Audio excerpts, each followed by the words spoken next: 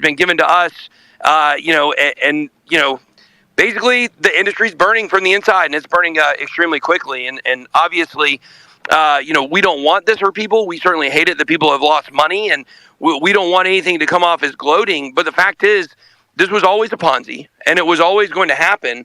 And it was going to happen today, was going to happen tomorrow, was going to happen in next year. That doesn't really matter. The fact is, it was always going to happen. And you're going to find out a lot more stuff. I've been telling everybody to wait about a month, because there's going to be some stuff coming out. Exactly what Amin was just talking about. Our entire industry has been a house of cards. The market makers have kept the price of a lot of these projects up. We've got a lot of these flywheel tokens, Serum, obviously. You have FTT. You got a lot of these tokens across the board that are basically just printed the same thing that we, really judge the traditional market for. And yet, that's what we've been doing inside of crypto. And so there's going to be a lot more burning before it's over with. Like I said, within the next month, I think there's going to be a lot more stuff exposed. And, kind of how we got into all this was because everybody knows we're doing a bill. We're still trying to get funding for it. Hopefully everybody's poor now. So we're going to be doing an event at the end of the month in Dubai. Once we get the funding for the bill, we get it registered, everybody's going to know what it is. But we were trying to seek funding for that bill from FTX. And we ended up going through a chain of SBF to Tim Harrison to WetGen. Of course, everybody knows WetGen, just to delete his Twitter. He was the person who actually, the person that leaked us the information that they were going to be doing a federal bit license. And at that point, we started saying, what's going on here with this? And of course, we started putting out the information. Nobody knew about this. It was just a fluke how I found out about it. And then all of a sudden, something happened where all of Sam's enemies that he screwed project after project after project, ICP, Casper, New Genesis, all refinance, all of these projects that he's totally screwed over the years started reaching out. And we started getting, people can check out the NBC News article that just came out yesterday or 2 days ago about this, that tells the story of a guy who they basically paid off and gave a job to in order not to leak information about the cover protocol and safe token hack. So there's a lot of stuff going on that's just not good. It stinks to high heaven. Sam's obviously going to prison. But I want everybody to be very clear about one thing. Sam was not the person that set all this up. Sam is going to go down as the patsy, as the person that takes the fall for everything. There is a man. His name is Dan Friedberg. I just posted 3 pictures of him on my Twitter. This guy is the same exact guy who was in charge of the biggest poker scandal in history, which was Ultimate Bet. Millions of dollars were stolen because they had created a system to where they could see other people's cards. Mike Mattisau, Phil Hellmuth, these were 2 guys that both had millions of dollars stolen through this and were promoters of Ultimate Bet. They didn't know. Dan Friedberg set up the shell companies. He set up everything. And the same thing that has just happened, where basically they had a fail-safe on FTX to be able to delete a lot of the data. The same exact thing happened with Ultimate Bet, where all the records got totally deleted and destroyed. There were audio recordings of Dan Friedberg instructing people to delete evidence. And guess what happened? He didn't even lose his license as a lawyer in the state of New York. So what we're seeing right now is an exact replica of that. Dan Friedberg was the counsel to FTX and to SBF specifically. He is wiping the entire internet of his existence right now. We have information that he's making phone calls to all the other lawyers that are connected to FTX saying, I didn't know about any of this. I didn't know it. I'm not connected. I don't know about it. We just saw a story that was put up that we contributed to about an hour ago, all about Dan Friedberg and everything he has done in the situation. And it within 30 minutes, every single news site that was on that network got hacked and the servers went down. This guy is the puppet master. This guy is the one who must be held accountable. And I posted some pictures on my Twitter. Everybody needs to share that because he's literally scrubbing the internet of his existence right now. This is the guy that set up the entire infrastructure, all the shell companies. Sam was just the one who, is going to look. Sam's not a good person. I've got a question though, Ben. Sure. So I've watched you for a while myself, and I know that you at one point pumped up Star Atlas, and you pumped up other tokens that were actually, now we find, deeply intertwined with FTX, etc. and have issues now because of that funding. Why were you pumping those tokens if you knew that this was such an issue? I didn't know any of this. I think he said he knew that like 2 months ago. He got the information. Like 2 months ago, we came across this, and when you say pumping, if we did a video on something, certainly price may or may not go up, but we weren't aware at that point of how all this is connected. We haven't done a single sponsored video in almost a year now.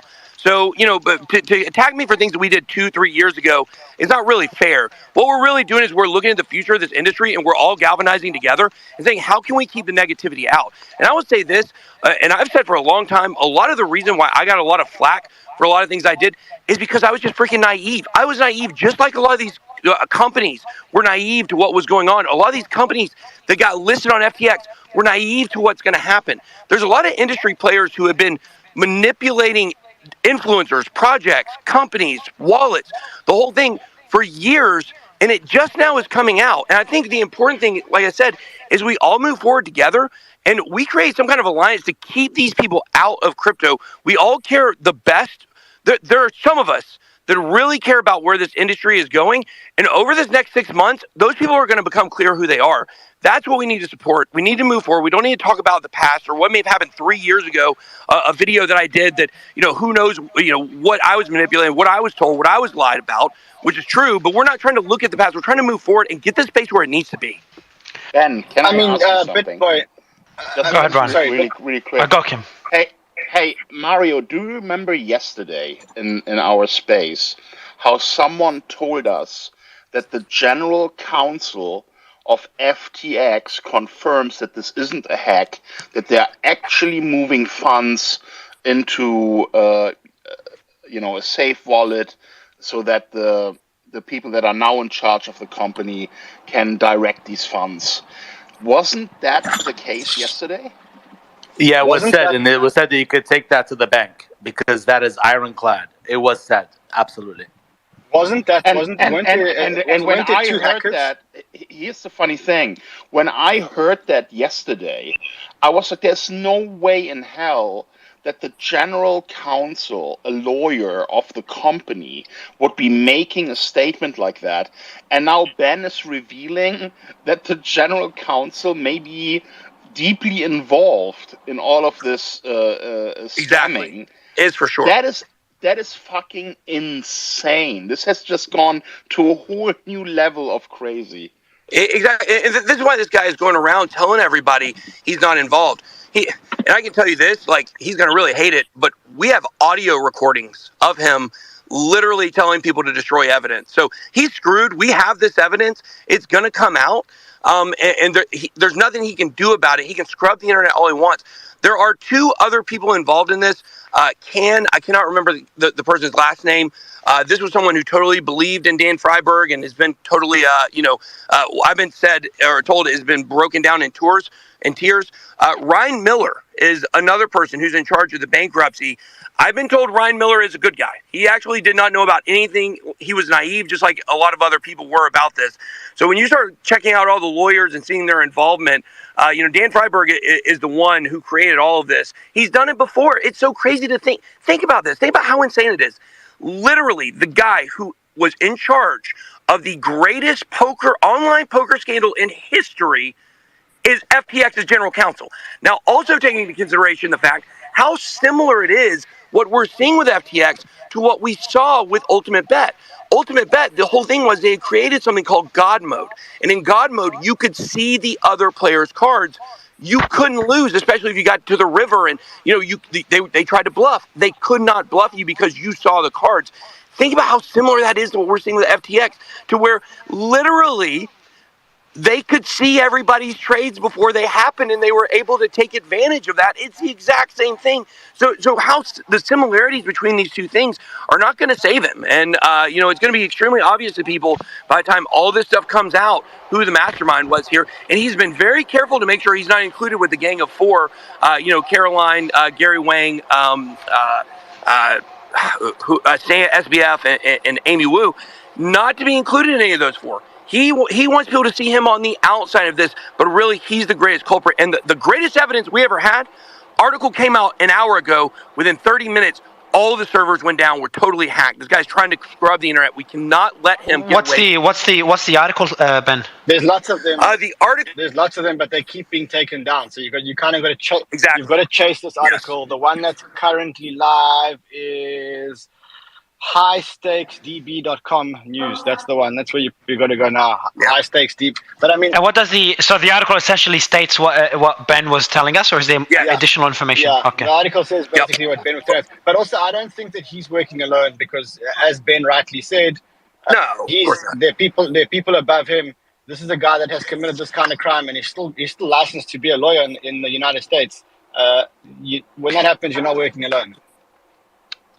Right. And He's just the infrastructure. He's the mastermind behind the infrastructure and the shell companies and the back doors that were set up to make all this possible.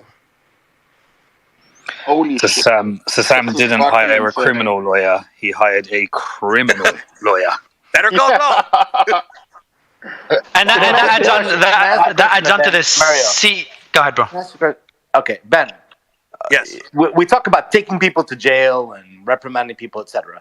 And for all the people who DM me, we have absolutely no exposure to centralized exchanges, etc. I'm not playing with a Machiavellian play here. But Ben, how do we protect the $200 to $300 investor who literally made crypto in the last 2 years? Literally. Right. Well, yeah, I think that how we do that going forward is going to be very, very important because what has occurred is we've allowed stock market 2.0 to come into crypto. And we've all bought onto this lie that it was good for crypto and the prices were going to go up and yada, yada, yada. And yes, that did happen. The prices did go up, but they go up every 4 years anyways. So really what we have to be thinking about is the next wave of people coming into crypto. And when is that going to be? Well, as long as we don't veer off the 4-year cycle history, which we could go into a multi-massive, multi-year bear market here, which we don't want to see. But as of today, we're exactly on track, right on where we should be for the 4-year cycle. So that means we have about a year and a half before people are really going to start coming back into this space, until people will be recovered and repaired. And of course, a lot of those people have already left, as you guys know. Right now, we got a lot of excitement and engagement because things are going crazy right now in crypto with this story. But, a few weeks ago, volume was lower than ever. And of course, YouTube views were lower than ever. Interest was at all-time, well, not all-time low, but a 4-year low. So as people start coming back into space, we need to create infrastructures to keep these people out, to hold these types of people accountable. It's some kind of an alliance. I really don't know exactly what it's going to look like, but we've got to create an alliance of people in the space who care, that are willing to speak up and say, no, we cannot go use this exchange. No, we do not need to support Coinbase. No, you need to learn how to self-custody. No, we don't want more centralization. We want more decentralization.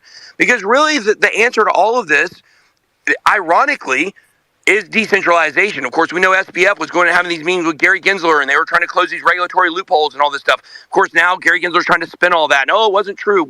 Nobody believes him, okay? But the fact is that the ironic thing is, and what really brought this all to a forefront is SBF trying to destroy decentralization in America through safety and centralization. But we now see the centralization is way more crooked than the decentralization could ever be. And I think this is a really good moment in regulatory history here to be able to point that out. No, the people that you enabled and you gave a platform to and allowed to shape crypto regulation, they were the evil people that were trying to destroy everything and trying to create stock market 2.0 through a decentralized and trustless world, which is what we're moving to. We're not there yet. That's really where we need to be pointing people to. And I would say this: we all have a responsibility. I'm in a very large crypto influencer group on Telegram. I've been an admin there for 4 years. It's slowly been built up. It's got a lot of the biggest guys in there. They don't talk that much. A lot of smaller people. And I told everybody in that group after Celsius, we did a poor job. We all did a very poor job of protecting people. We did not communicate, not your keys, not your crypto, enough to people to really make them understand, that you have to self-custody. And we trusted the centralized entities too much. Now, look, there certainly is an amount of your portfolio, if you're a trader, that you're going to have to trust at some point to some of these exchanges. But you can't have a spot where if one exchange goes down or goes insolvent, that you lose everything. We've got to really teach diversification. Yes, you may have to use a third party as a necessary evil, but you don't trust it. You get your money off there as quick as possible. And I think that's really the message that we have going forward. We keep taking 3 steps forward and 2 steps back with every 4-year cycle because so many people get burnt. The next wave is going to be so big and so massive. We've got to do everything to protect those people coming in. But Ben, before you go, Wahid, just before you, yeah, I will. I just got Wahid. I will let you know. I promise. I'll let Ben as well speak. But guys, if you just let me allow PG, just because I think it's time sensitive. Sure. PG, you were one of the first 100 employees at Crypto.com, which is big focus of ours right now. And you mentioned to the team who verified that you've worked there and were very early there. I got fired because my values conflicted from what was happening internally. And then you can also explain how withdrawals are processed and your internal perspective. If you could, because you said Crypto.com has always had systems in place to prevent huge mistakes like this. So I'd love you to touch on that as well, because we've been a bit skeptical of the whole transfer to Gate.io.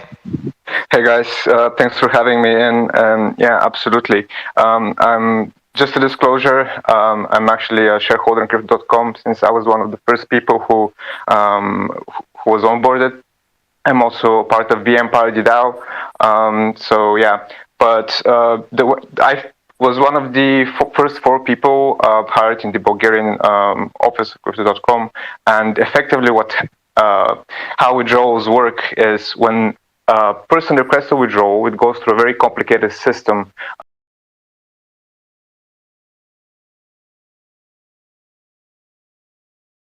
Small type of withdrawal, and this is not only for that specific exchange, but in general, it goes to an automated system that distributes the money based on the amount that people are actually withdrawing.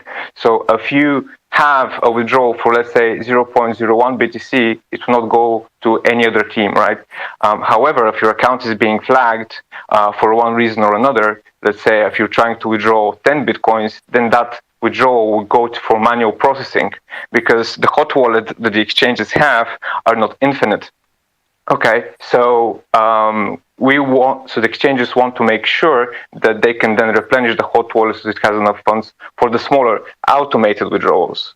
So I'm not exactly sure whether it was established of the withdrawal was made from a cold or hot wallet. If someone can give me info on this, that would be great. But it's basically impossible for a 400 million withdrawal to occur without it being manually approved first. Now, I don't know how the previous 10 million withdrawal to that Australian lady happened, but 400 million usually is not an amount of money that people hold on hot wallets. And the next question I have... It would have come from the code, definitely. And the next question I have, PG, before we go back to Ben, you said you were fired due to clashes on the way things are run. I think you had ethical concerns. If you can elaborate on that as well, please. Yeah, exactly. So the way that I was working in Crypto.com initially was focused on values and empowerment of people. However, with the growth of the actual team, what ended up happening was that people's values were starting to be put down. One of the things was that the customer service team, as you can see, they weren't really using real names. So that's one thing that has actually been taking place. And one of the reasons why that was happening was because it was more user-friendly for customer services to use female names rather than the real names. And it wouldn't be as friendly for us to meet someone named Ivan, for example. So yeah, this is something that was very contradictory to my values, because I stand behind my name, and this is something that was a red flag. All right, man, I appreciate you sharing this. If there's more insight you'd want to share, feel free to DM us or just request to speak again. I appreciate you coming on, man, and sharing this insight. Anyone else that wants to share early employees, you can just DM us and we can share the information anonymously, or you can come on stage like PG. Wahid, I think you had a question for Ben. No, I mean, look, it's very, very difficult because, Mario, for me, this is very deja vu. I've been through all these in the 80s and the 90s and 2000s, and none of us will be speaking to one another if there was not some form of control in '08, because none of us would have been able to get any cash out of an ATM machine. And I know that's how Bitcoin got created. I get it. I worship it. Trust me. I'm in awe of it. But I feel like I'm the sole voice that feels like the contagion is so intense that if this is let go, if we say to each his own, this whole damn thing is going to cascade and it's going to destroy our industry. I really bad players will be gobbled up by good players. So if you look at Lehman Brothers, it just ended up as Nomura and Barclays, and the free market gobbled up the good assets and got rid of the bad assets. That is not true. Lehman Brothers got where it was because there was an implicit put behind Morgan Stanley, and where I was at Goldman Sachs right after Morgan Stanley, because after Morgan Stanley was going to fall, we were going to fall, and after that Citigroup, and after that JP Morgan. None of that would have survived unless there was some intervention or some adulthood. Before we go to just quickly, Sam, I want to go back to the findings that Ben was referring to before, and I know, Alex, you've got some breaking news as well, and Jimmy, you've got your hand up as well. But Ben, you said that you've got more information coming in the next month that is being prepared. Can you give us insight of what we can expect and how deep? Because we've had it's just so many fucking stories shared with us about how connected so many dots are, including other exchanges, including other big players, and including Luna and Three Arrows. Right. What have you found? Well, I mean, first and foremost, and some of this came out, I think, on one of these spaces yesterday. FTX and SBF, Alameda, I mean, they were behind every single crash this entire year. Ultimately, they were behind Terra. They were behind Three Arrows Capital. Obviously, if you look at the way that the 3AC liquidation point was hunted, very done in very, particular, very specific, Alameda, fashion. So, obviously, we can look back at the past and we can see that, what caused a lot of this stuff. SBF really was the dirtiest player in the entire game. But looking forward, when we take all of this stuff that's occurred in the last, since June, basically, since May and June, what's occurred, and we really look at it, we can point to all these individual crashes and say, this was a problem, FTX was a problem, Alameda was a problem. But I think what we're going to find out is that they're all just symptoms of the larger disease, which is greed in the world of crypto. And the fact is, 95% of this entire space is fake. And people are seeing that right now. And all of that is going to come out. The market making, the way that market making occurs in this industry, and the way that projects are complicit in allowing this market making, that is really what is going to end up coming out and is going to damn the entire space. So are we going to be at a bottom for price when that happens? I don't know. I can't say really what's going to happen when it comes to the price and the market cap and things like that. But when people really wake up to the facade of what crypto has been over the last couple of years, I think people are going to really be shocked. There's probably going to be some news coming out about Tether. I don't think Tether's going to crash or anything like that. There are certain ways to make it depeg, which we've seen some attempts at. But basically, what we're going to see over the last month, there's a story being put together that's going to come out in the next 3 to 5 weeks. And it is going to detail the entire industry, its flaws, all of the fake stuff, all of the market. Nobody wants to talk about the market making. Nobody wants to talk about that, because basically when you sign on with an exchange, they tell you, hey, you know what we're going to do? We're going to keep these market makers around. What is a market maker? It's someone that sets an artificial bottom and an artificial top. It's someone that sets the support and the resistance so that a project doesn't fall out of a specific range. What happens when those market makers turn off? You get Terra Luna. You get a total crash and a total collapse. So that's really what is going to be detailed in the coming weeks. Of course, in terms of the FTX situation, we're sitting on a lot of information that other people don't have. Like I said, as far as recordings of Dan go, there's only 2 other people that know that this exists and have access to this. So we're going to get a lot more hard evidence coming out, and all that's going to come out, and we're going to put it all out over the next month. We're going to start doing some interviews with the projects who have been totally hosed by FTX. And when people hear these stories, like I keep going back to ICP, like ICP is a project that literally everybody in crypto thought was a scam because of the launch.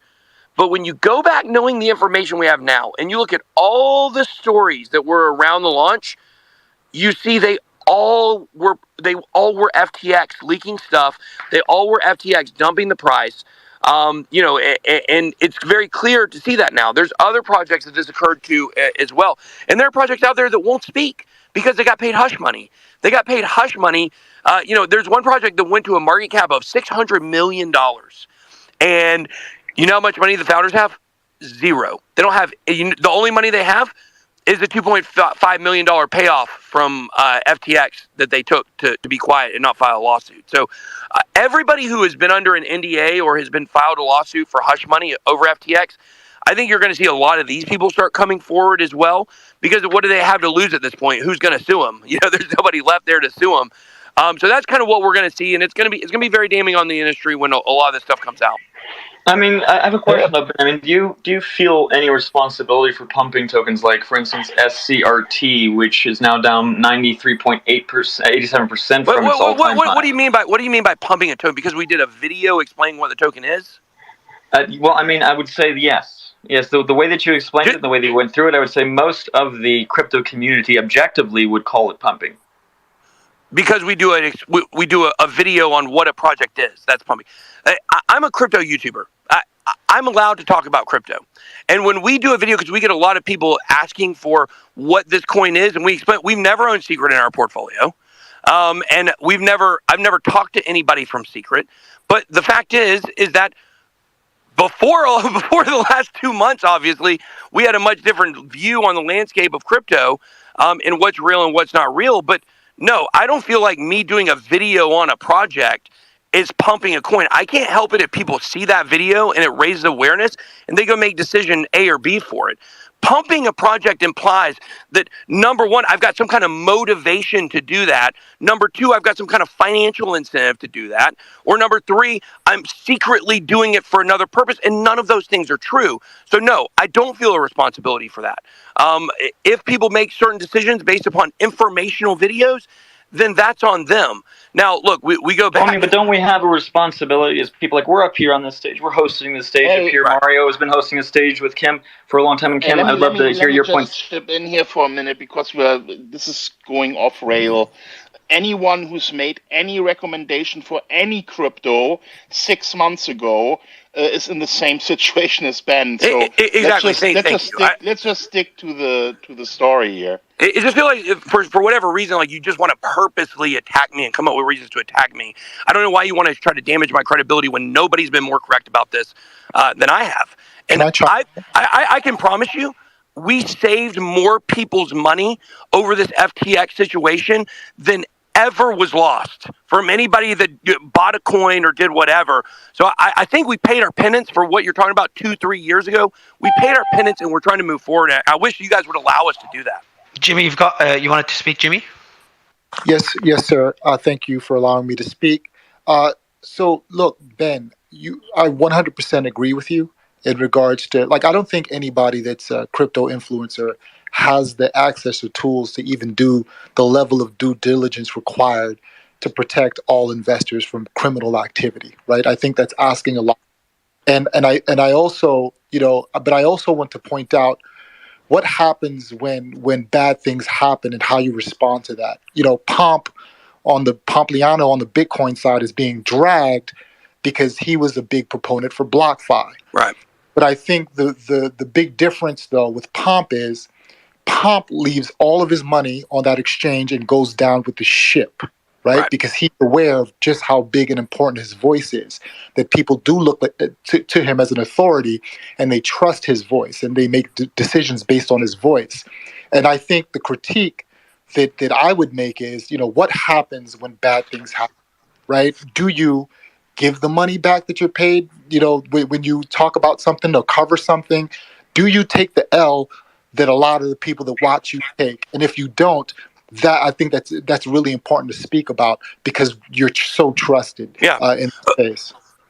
Of course. And here's the facts. The people that hate me, that troll me, they're not going to believe what I say, period. The people that have watched the channel and stuck with me through the entire last year and longer, they know the truth. If you go back to a lot of these, once again, everybody wants to go back to 2022, almost 3 years ago now at this point, to a couple projects that, basically ended up rug pulling. Number one, we gave all of the money back for one of those projects because that we were paid. We gave all of the money back to the holders. We created an Excel spreadsheet. We had people, we cross-checked the addresses. We already did that because we really felt a responsibility. The project was Distex. And you know what happened? Once again, you want to talk about the naivete of a crypto influencer. They learned that what I wanted to do was fight scams. And so what they did was they created a project that had a platform that projects could not launch on and rug pull. Well, lo and behold, what did they do? That project actually rug pulled. So, it was just one of these unfortunate things that we really felt a responsibility and we paid it back. You look at Terra Luna. We never pushed Terra Luna as a major Layer 1 platform. I never mentioned in the breaths of your Cardanos or your Ethereums. We did have it as our top trading coin of the month, 2 months over this, I think over early 2020. I think we're wasting time on this topic. I think I'll tell you I thought of this a lot. I'll be open. Ben, Kim, I'm going to be open if you don't mind, Kim, because I've just been debating this and with the team.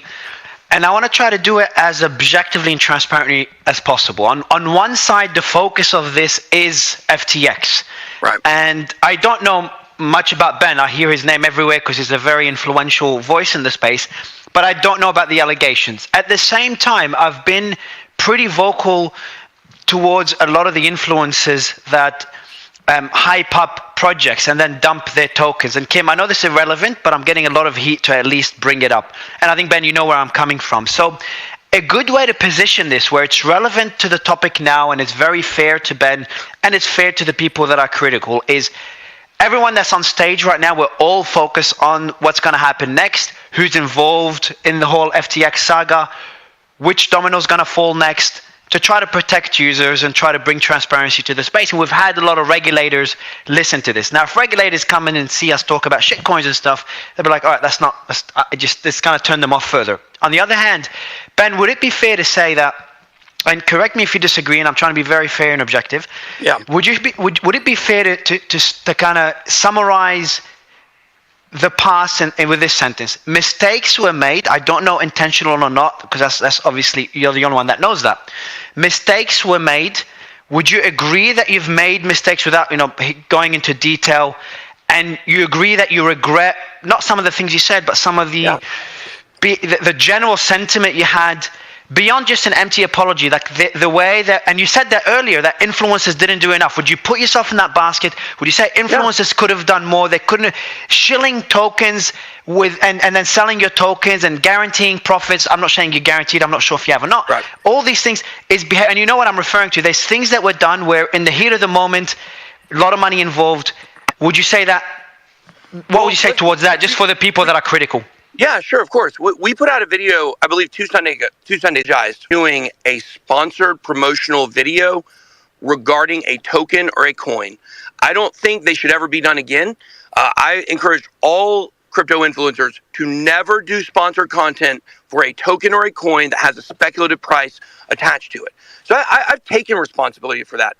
There definitely were mistakes that were made. But what people have to understand is, were there pump and dumps on my channel? Yes, I take responsibility for that. Was I the person doing the dumping? No. The project that paid for the sponsored content would have me do a video, the price would go up, I wouldn't even have the token, and then they would dump the price. Those did occur. I was taken advantage of, and I was framed to look like this malicious bad actor all the time, and that was never the case. My mistake was the same thing that a lot of people are in right now. My mistake was trusting people too much. I trusted people, I made mistakes, and I take responsibility. But would you say people trusted you as well, and they trusted me, and they trusted... So I like the first thing you said, though, Ben. The first thing you said is... Sorry, can I weigh in here for 1 second? Always. This is off the rails, and I tell you why. The Bitcoin maxis, I just ask everyone to remember, including Michael Saylor and all these big shots, were telling us Bitcoin 100K, Bitcoin 1 million, like never ever sell your Bitcoin, hold on to it because it's going to be 10x, 50x, 100x. Like, what the hell are we doing? This guy came in here was giving us some valuable information about that general counsel and really some good input. Why are we making this about him now? It doesn't matter. You know, the entire community, I've said that yesterday, was in speculation mode. Everyone just had dollar signs in the eyes and was fucking greedy. We cannot now pick on one guy. Everyone did it. So shut the fuck up and let's get back on topic. I like him. Guys. Can I say one thing? Can I say one thing about this real quick? Just because I have my YouTube channel and I've never done a paid or that's Kyle. Oh yeah, go ahead, Kyle. Sorry. I've never done a paid or sponsored thing ever, but I do want to say that, like it or not, like influencers will be in this industry forever, and they're actually needed because like projects need a voice and they need someone to talk about what they're doing, and a good influencer, a good will do due diligence and they will do their best to really understand the project. And most, I believe, like when I talk about a project, it's because I've invested in it already. And so that means I've got skin in the game, and I've never ever sold a single token after I talk about a project ever.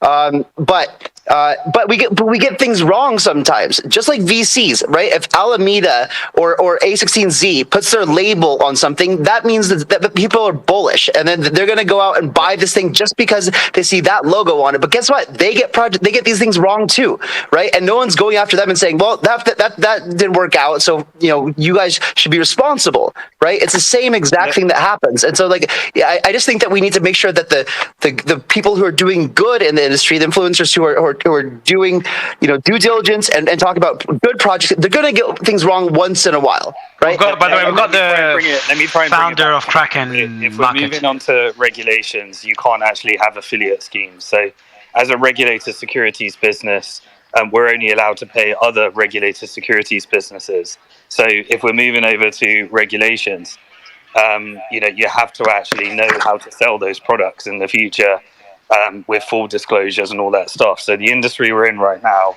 you can't have the bucket shops that are promoting these things as if we're moving over to that model. But Simon, it's not paid. That it's not always paid.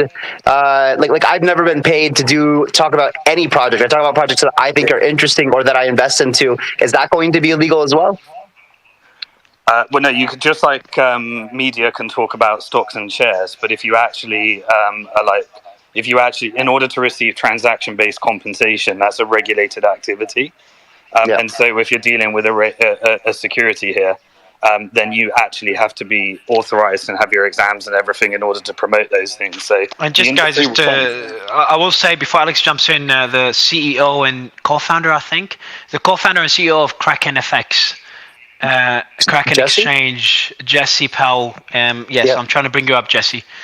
I think they've been doing something right for a very long time. Kraken has been publishing proof of reserves forever. I'm an early investor through you, Simon. Thank you very much for that. Actually, in Kraken, but I think they are a good example if it's going to be decentralized of how to operate. Yeah, and to add on to it, Kyle, I like to see this, like the exchanges that people are praising and the ones that we're not worried about or less worried about, depending who you are. Kraken and Binance. CZ was in the space earlier. Kraken's coming up on stage. We had the founder of Paxos. We had the founder of Ripple or CEO of Ripple. And of course, we've got Charles himself from Cardano. But back to exchanges. The exchanges we trust came up on stage. And then the ones we've got concerns about don't want to come up on stage. Yeah, it's very ironic to look at to see things. And I'll tell you the difference with Jesse and Sam Bankman-Fried. Sorry if he's coming up, but it's a long-term Bitcoin investor that set up an exchange versus a short-term trader that made all their money from an arbitrage that 100%. Came here and went and left. And Jesse from day one was a Bitcoiner with values of supporting this ecosystem. He obviously, as a business in the exchange, you have to get involved in like where the industry goes. But it was the ethics and ethos of the founders that led to the business that followed. And SBF, was the business that followed was about the ethics and ethos of that management team. Here. I wanna, Caitlin, good to have you as well. I wanna, before giving the mic to Jesse and applauding him coming up on stage, Charles, you've had your hand up for a while, and I'm really grateful you're on stage. The mic is yours.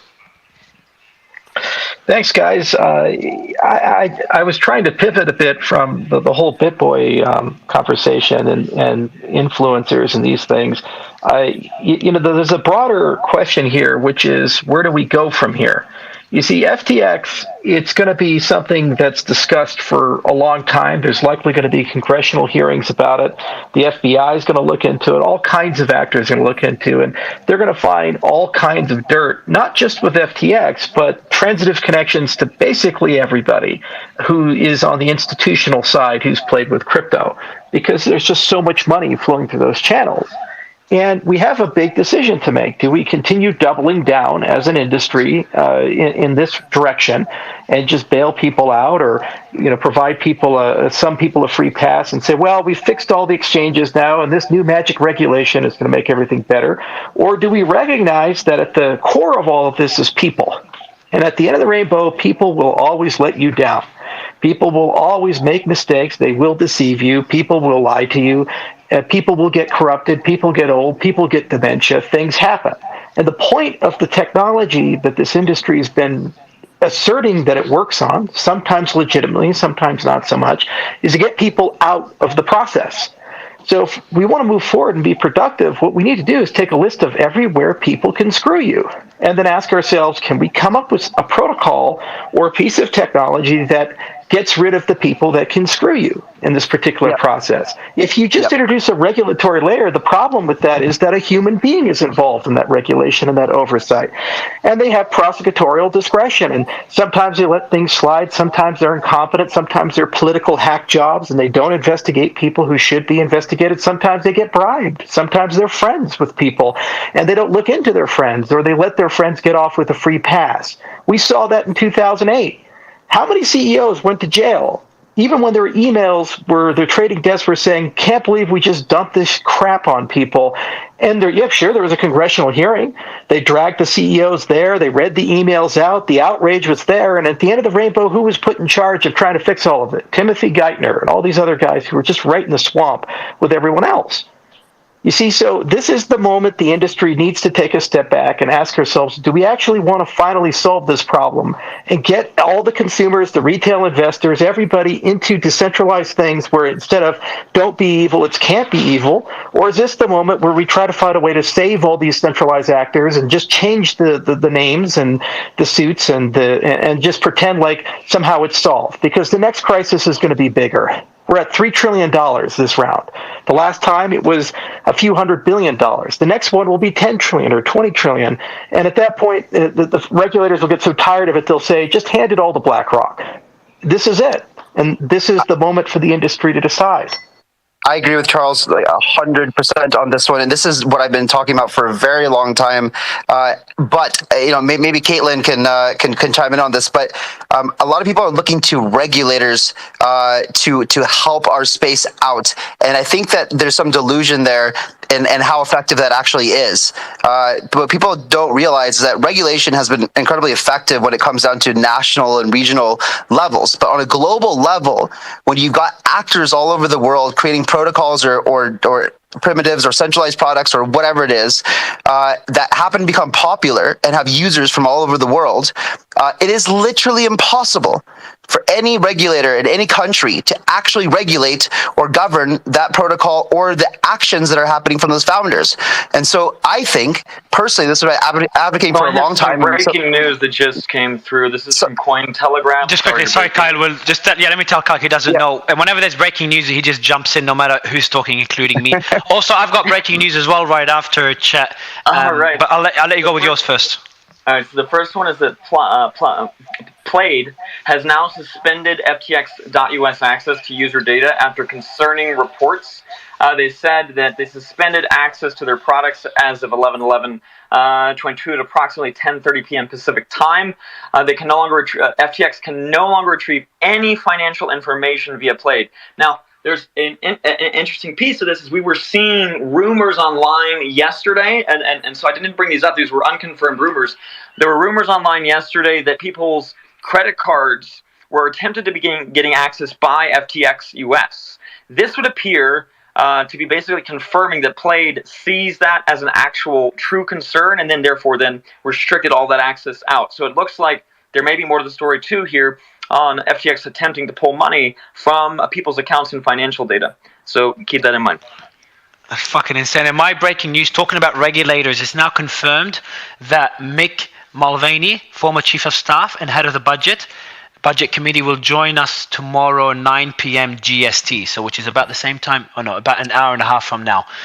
He'll be coming up for about an hour. So we're talking about regulators. Well, we have former chief of staff, which is great news, having hearing their thoughts on everything, but it's also concerning news that it's coming at such a time. It's just such a bad look for us. But talking about a bad look, I want to go to Jesse. Can I finish this because I think it's quite important.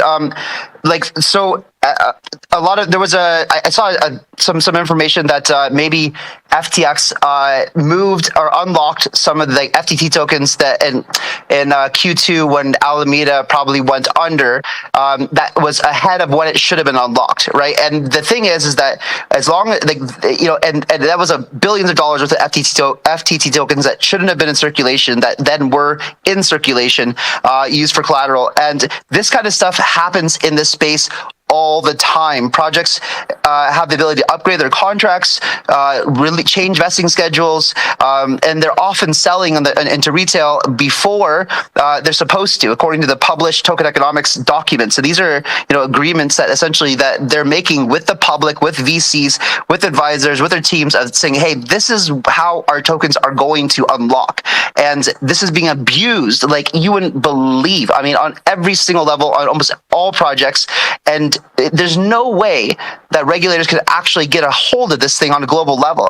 And so I believe, like for one example, and I would love anyone listening to this to please think of other ways that we can self-regulate the industry and set standards, because standards need to be implemented that we all kind of agree on, that are optional for people to use. But if people don't use these standards, they're going to look like they're shady. So, for example, this token thing, I believe that no project should be able to own the contracts of their token because it's broadly abused. I think that this should be under some sort of DAO that regulates, the changes that could be made to a token. That way, there is no shady business. Because if this would have been implemented already, then we wouldn't have had probably this whole situation, and Alameda would have failed back in Q2, right? So, I would love for people to, and Caitlin, maybe you can give some input on this, but I just think that regulators is not going to do very good for our industries in any respect on a global level. Well, this is a topic that was heavily debated earlier, and I'd love to get Caitlin's thoughts on it as well, and come back to that topic. Considering that we've got a lot of focus now on exchanges, and we had CZ on stage before, we had a few exchanges in the audience that didn't want to come up. Jesse, first I want to applaud you for coming up. Appreciate it. Yeah, absolutely. Thanks for having me. Man, what's your first? There hasn't been anyone voicing concerns about Kraken. If anything, has been praise. Kim, Chet, if I got that wrong, let me know. Guys, the only concern with Kraken is that there was some money that was moved from during the hack to Kraken. Of course, Kraken came out and did stipulate that they had found and located potentially who might be behind that. That would be quite interesting, of course, to hear if there's any more information on that. But yes, as far as we know, there's nothing besides the fact that we know that Kraken was used by one of the hackers. Kim, you were saying something as well? Yeah, I was just saying that, Jesse has a great reputation and Kraken has a great reputation. So I would like to hear from him what he thinks the aftermath of this drama is going to be. All right, thanks, Kim. To answer the first question, I can't say too much about the client accounts, but between FTX, Alameda, and the execs at those companies, they had a bunch of accounts at Kraken that seemed to be, just legitimate accounts, and that account that you were referring to, we believe was accessed by the actual account owner. And there was nothing suspicious about the login or anything like that. So we ended up just freezing all of those accounts after speaking with law enforcement. So that's the current status, is basically every account we're aware of that's associated with those guys now is totally frozen and can't make any more withdrawals, even if they seem to be legit. And regarding Kim's question about what you expect next, it's been, so we had some notable people voice concerns about specific exchanges and in a very subtle way without using names. So I know you probably can't use names either, but what can you tell users and listeners? And later I'd ask you for a similar message for regulators, but we'll stick to users first. Yeah, I think the exchange longevity now is something that people really should be looking at. Have the exchanges survived a few bear cycles? When the tide goes out, you see who's been swimming naked or who's been taking, a lot of risk with leverage. So I think that's something to look at. If you see a new exchange pop up in the middle of a bull market and, they seem to be spending a lot of money on advertising and everything, that obviously might be your money, we found out. So I think longevity is worth a lot in the space. If you've survived a few cycles, I think you're more likely to be solvent. I think people should be looking for proof of reserves, which Kraken has done 2 just this year. We're planning to do more, next year with broader asset coverage. I think also be aware that the media has just completely botched this whole thing. They were just writing like endless fluff pieces about FTX. They did zero diligence. Even the regulators who had FTX right under their nose the entire time, basically like failed to spot any of this. VCs who should have been doing diligence failed to spot it. So you guys were talking earlier about just like when money's flying around, people just like stop paying attention to obvious signs. And I think everyone needs to remember that you really have to do your own diligence. And even though Kraken's been around for 11 years, I still encourage people to not keep more money on the exchange than they really have to do their trading and to self-custody as much as possible. Because, just as one example, we just froze all of the FTX accounts, right? So, that could happen to your account too. And as we saw in Canada, when we got an order from the Canadian government to freeze the accounts of people at the trucker protests, those accounts were frozen without any due process. So even without malfeasance, even without an exchange hack or even without the exchange misappropriating funds, the government could come and steal your funds at any time when they're on a centralized exchange. So, people really, if they trust themselves with the self-custody, if they at all can get their funds off of the exchanges, I strongly encourage them to do that and just put the funds back when they're actually ready to trade. And you can't really trust influencers on this. A lot of people got caught up in the contagion of this not because they actually like screwed up and got hacked, or not because they directly misappropriated funds, but they just trusted the wrong custodian. I saw this news that like FTX had required all these companies they invested in to actually keep the money they were investing back in their FTX accounts. That should raise like huge red flags. They seem to be like running around, like basically buying account balances out of, bankruptcies. Also super suspicious. If someone's like overbidding to buy user account balances, why might that be? So there were like a ton of red flags here. I think there are a few more red flags that came up in the last 24 hours about another exchange, which, a big part of this is basically FTX is like complete lack of controls, obviously, right? Like there's very small company, and VCs would talk to us and say, how is FTX getting so much done? They're like 50 people and, they're doing all this stuff. And I'm like, yeah, that's a very good question, because Kraken's security team is 100 people. So how is FTX with 50 people doing everything that, they seem to be doing? And the answer is like, basically they have this like, glass cannon build where they're basically doing nothing on the back end. There's like just nothing under the surface, and everything is a shit show, and your balances are managed on spreadsheets, and Sam at any time can just go and like cut and paste your balance into his balance anytime he wants. And, so that's like pretty scary, you know. And if you see these like small operations these days, you know, I think it's very hard to start an exchange the way that they have done it with just a very small group of people. If you have not built all of this infrastructure first, and you know, I think people just need to be very aware of that, of like kind of what it takes to really operate a secure custodian. And you know, some other mishaps in the industry in the last 24 hours, massive transfer move of like $400 million to the wrong address out of a cold storage wallet, supposedly. That kind of thing to me says there's just a complete lack of controls there. And, you know, again, it seems like one guy with access to a wallet who can just do whatever he wants without any kind of like second signer or like approval or anything like that, you know, second set of eyeballs on it at a minimum. So that's pretty scary, right? That's like indicative of like maybe bigger problems there, bigger lack of controls or auditability or process, you know, where anything could blow up at any time, basically.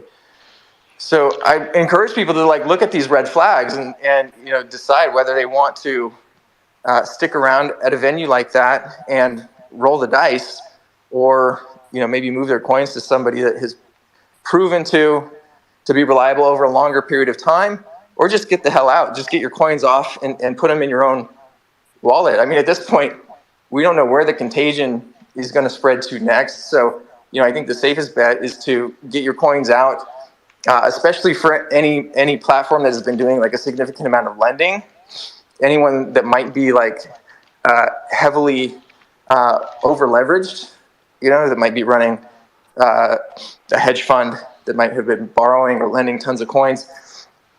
Any of those guys, I think, are like at the top of the list for blowing up next. Or anyone who had significant exposure to FTX in one way or another, because we know that they have been required to maybe hold their balances at FTX. So there's just a lot of risk out there right now.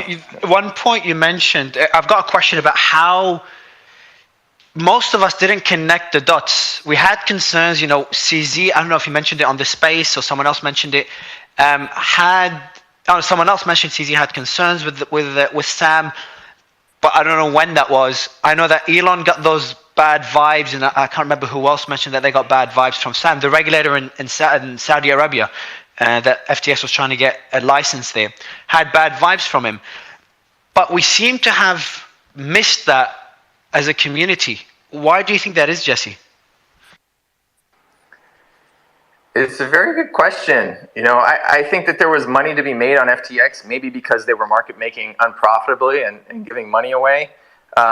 They made it very easy to get onboarded, you know, for which they probably accumulated like a lot of OFAC violations and other kind of like regulatory, you know, potential fines coming at them for that. So, you know, they created a competitive advantage for themselves with the way that they were running the business. You know, so they definitely weren't running it by the same parameters that a regulated business would be confined to. You know, so the things that you could do on FTX, how fast it was to get onboarded, the kind of products that you could trade, how easy it was to circumvent any kind of like geo restrictions on what you could do. They made all that super easy. And so I think that, you know, unfortunately, the market finds a way, and people will find, you know, someone's going to offer a product that's missing in the market, and people will go to it. And I think they won't be that scrutinizing if there aren't many other options out there. And, you know, this situation is sort of created by the regulators. You know, they did not allow Kraken and Coinbase and Gemini and, you know, domestic exchanges in the US to do this stuff. We've been heavily scrutinized. So, you know, it's sort of easier for a new upstart company to emerge and do a bunch of shady stuff than it is these older companies, because these older companies are just constantly under surveillance by the regulators. And, you know, often like, you know, they'll see me tweet and they'll call us up and ask me like what I'm tweeting about, you know. So a new exchange can kind of get away with a lot. And I think that was really valuable to people in a time of extreme hype. I think what happened here is that because of the political donations that were made, there was a totally different layer of protection. Also, the media contacts of the Democratic Party have pushed this guy to the heavens and praised him as this amazing entrepreneur. I've seen some pieces that people tweeted today that were written about him, that he's going to be the first trillionaire and he's going to save the world, and all these videos about how much money he's given away and how he's presented as this basically next coming of Jesus Christ. And that's, the political donations have opened so many doors for Sam to do all this shit. And that just shows you how corrupt the system is. If you pay enough money to politicians, you get away with murder. Yeah, and I think Sam did a really good job of maintaining an image where you can never figure out if he was good or evil. And obviously we go and we look at all of these videos of him talking about, wanting to save the world. I don't want money because I care about money. I want to give money away. And that shtick, it really goes a long ways to making people think that you're a certain type of person. I like Andrew Tate, obviously very controversial, but he had a take on this where he said, he definitely doesn't trust anybody that says that they don't care about money and all they're doing is trying to get money. So I do have some breaking news that just came in here again about this is the overall transaction load now finally from Cointelegraph about the amount of Bitcoin that's been removed from exchanges since the FTX collapse. That would be over $3 billion now has been removed from exchanges post the FTX collapse. Hey, do you have a breakdown? Do you have a breakdown, Chet, of which exchanges and which ones took the lion's share? I'd be curious. I'm trying to find the information on that. Yeah, if you can. Hey Jesse, can I do a question? Go ahead, Simon. Yeah, and Secret Network, I know you want to speak, but it's a separate topic that you want to address, so I'll give you the mic in a bit. It's specifically this topic because we worked with Alameda and FTX. Perfect. All right, man. I'll let Simon go, and then I'll let you go as well. But I have a separate question after Simon to Jesse. Before all of that, I have one important thought that I would like to share. We have such a large audience here now, over 30,000 people, right? The question came up several times today, about how hard it is to actually be off the exchange and have control of your keys and all that. We had so many people yesterday and today say, this is not easy. We have influencers here like Ben. I'm sure there are a couple hundred other people in this massive channel right now that are also influencers. Why don't we make a push as a community to really focus in the next couple of weeks on videos and educational stuff about how to not be on an exchange and how to safely operate, as your own bank? I think that would be some great service that we could do to anyone new who's coming in or anyone who hasn't really no clue how they should go about that. So maybe I'm in on that. I'm in on that. I agree. Let's do it. We'll make sure we lead the charge on that. We'll put out several videos in the next couple of weeks on cold storage, hot wallets, difference between cold and hot wallets. That's something I'll personally commit to do. Perfect. And I know you lead a big group of influencers as well. If you can get those influencers, today is the perfect time where we need people to influence the sentiment. If they can focus on educating the audience, not on the next sexy coin or what's going to pump next, well, nothing's pumping, but more on how they can protect themselves and how to use a ledger, etc. It'll be great if you can push them for that, Ben. Yeah, absolutely. I think somebody made the comment like nothing's pumping. Like, yeah, definitely. This is the time to do this kind of educational content. Where the people that came in for get rich quick, they're probably gone already. It's people are going to be staying. We really need to educate them up from the floor up. Go ahead, Simon. Hey Jesse. So one part of the equation is the proof of assets, but there's a big problem with proof of reserves in that we don't know what their liabilities are. So there's one of the challenges with blockchain is that there's a danger of creating a false sense of security, and then there's back-end agreements happening or legal contracts on top of that. And who knows what those crypto.com transactions to gate are and what that means. So how do you, couple of questions, I mean, they're kind of boring, but they're actually the crux of this issue, that once you've got proof of reserves, how do you do proof of liabilities? Which obviously sounds like a centralized accounting job, and now we're seeing some more corruption in the accounting practices. And then also the whole concept of like the Celsius scenario of, we have a $2 billion balance sheet because they take the value of their token and mark it to market when the liquidity doesn't exist. You got any thoughts about those kind of liabilities and fake balance sheet? Is really the answer just become a public company type thing? Or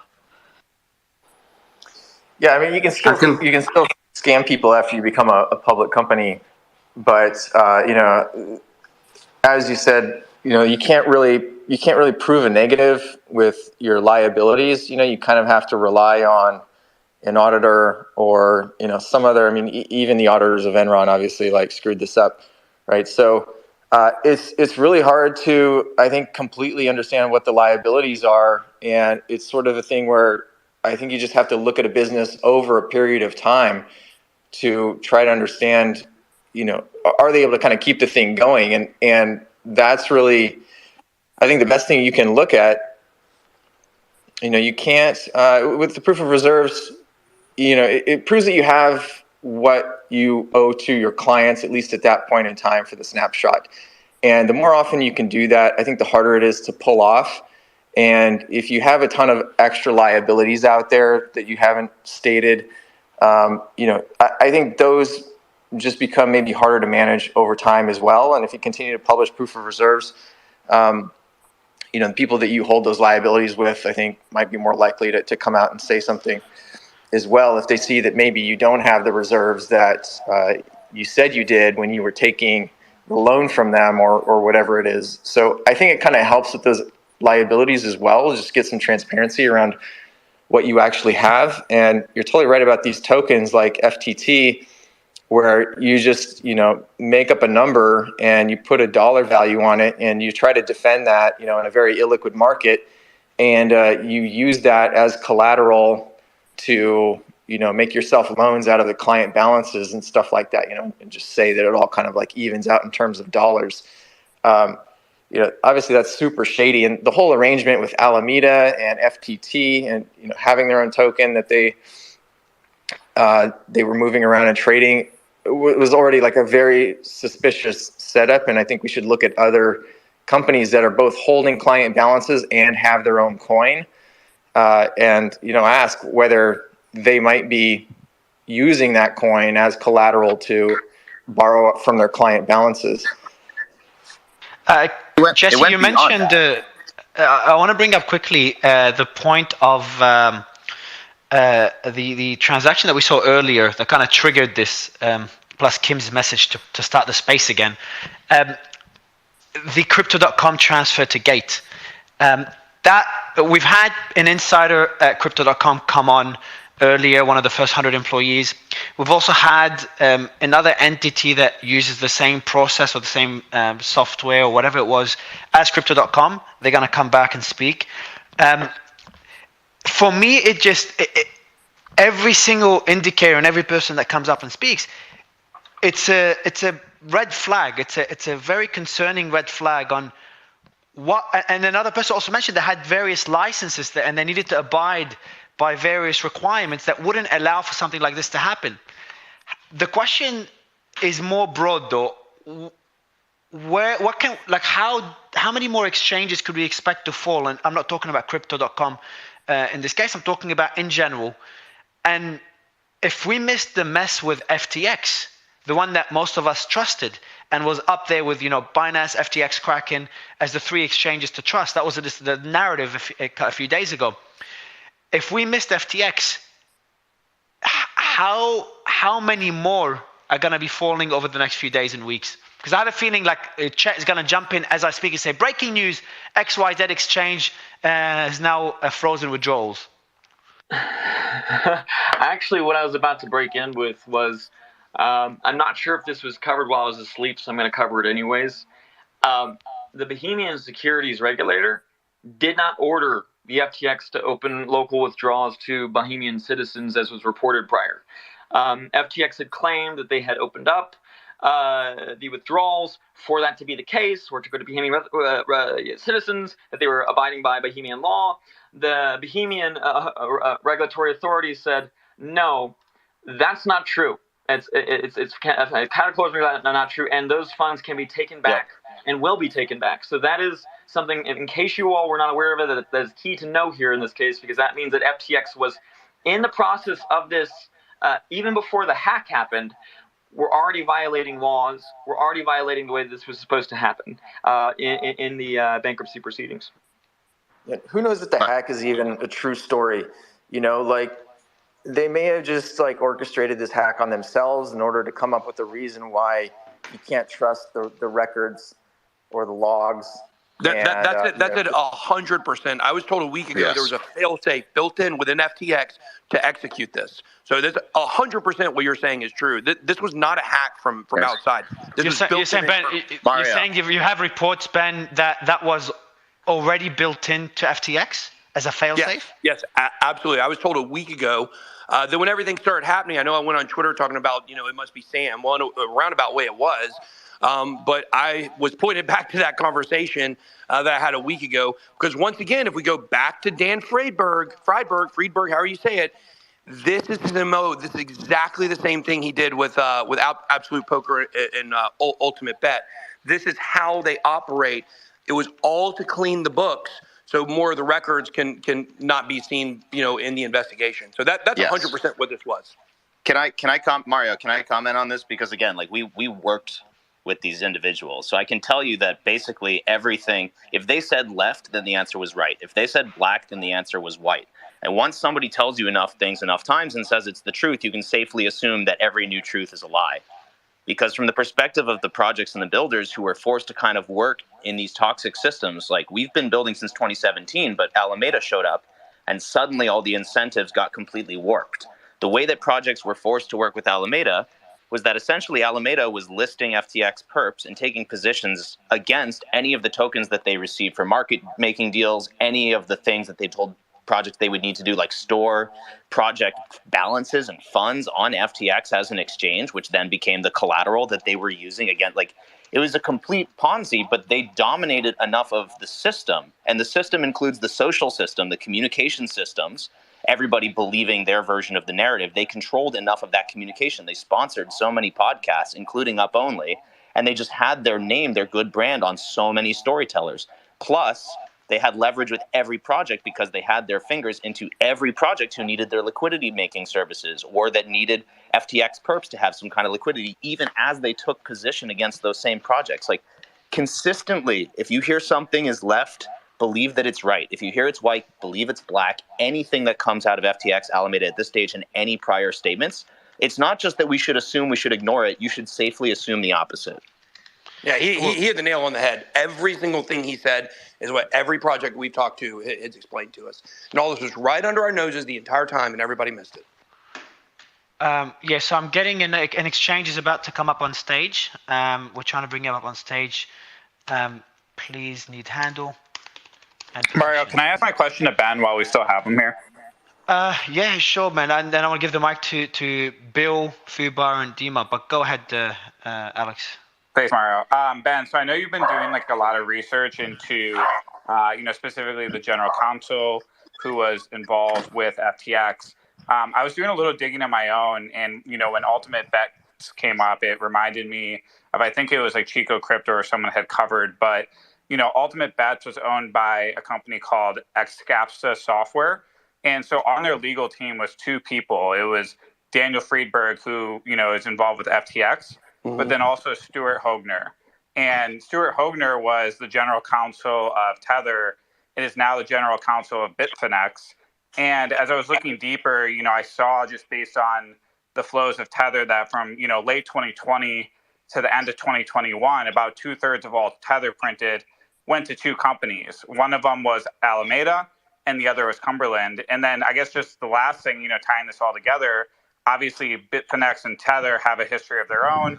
They had to pay a settlement with the New York AG after they were caught moving hundreds of millions between the two companies. So, I feel like a big theme in all this is like, how can we finally flush, all of the bad actors and the misbehavior out of the system? And this, to me, feels like one of those that's just been floating around. and it's almost like a where there's smoke, there's fire thing. So I'm curious if you've looked into that as well. I'm not even trying to like draw up conspiracies. It's just, it's very interesting that, the same guy that was also helping the general counsel at Ultimate Bets has a tie into crypto now. Yeah, of course. I mean, if you, I'm having the Stewart guy looked into right now. His name was not familiar to me, but what I will tell you is there is definitely a huge connection between Tether, Alameda, SPF. You can go back very early on to, there's a lot of speculation regarding, 2017 when the price went up, right? That a lot of it was just worthless Tether being printed out there to inflate prices, and that's really what caused the bull run. How much of that is truth? I don't know. But I do know that supposedly SPF was right up in the middle of all that. That's kind of where he got his start in crypto, would have been, around the Tether printing. So I think really the lesson here that people need to take is that there are leeches in the financial system. These attorneys, these general counsels, they're not big players. We don't look at these people the same way that we look at SPF or we look at bad actors, in the system. But yet they always find their way to attach themselves to what's happening. So I think really every project, every exchange needs to really be looking up and down their list of people they employ and ask themselves a question: do we have a leech here? Is there a leech here that is trying to siphon off money in number of ways? And what else have they been involved in? The fact that Dan Freiberg was involved in Ultimate Bet and he was still allowed to be a general counsel for FTX, that's a problem. And, kind of like we look in politics, I'm not going to get too political or anything like that, but, the idea of drain the swamp, right? What that basically means is there are people that are in power who are not elected, who manage to always be the ones really behind making a lot of these decisions. And I know this from working with regulators and working with politicians is, the chiefs of staff have way more power than the politicians do because they actually stay. The politicians have term limits.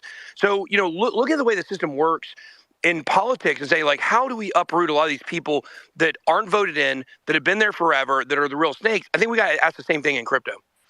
Yeah, so sorry, on the Stewart, I do know Stewart. So he was the general counsel for Shapeshift, which was founded by Eric Voorhees, and then he moved over to Bitfinex. I've had nothing but a good experience with him. And full disclosure here, I got to disclose just because of the conversation. I'm a shareholder in Jesse Kraken. I'm a shareholder in Abra Bill. I'm a shareholder in Kim.com's company, and I'm a shareholder in Bitfinex as well. All three banked to the future. So just disclosing the conflicts. And I've got, before I give the mic to Bill, I do have MEXC about to come up. The vice president at MEXC apparently is coming up on stage. Andrew, we've sent you through an invite. In the meantime, Bill, the mic is yours. Thanks for coming up. Yeah, thanks for inviting me up. Appreciate it. So I just wanted to echo a couple of things on reserves. So we're not an exchange. We leverage qualified custodians as well as exchanges for liquidity, including Binance, Fireblocks, Coinbase, and others. And we welcome this proof of reserves concept. However, we think it's really 40% of the picture. What we really need is proof of solvency. And you don't need to be a public company to do proof of solvency. I mean, we're going that route to be a bank followed by hopefully a public company just because we think it's easier.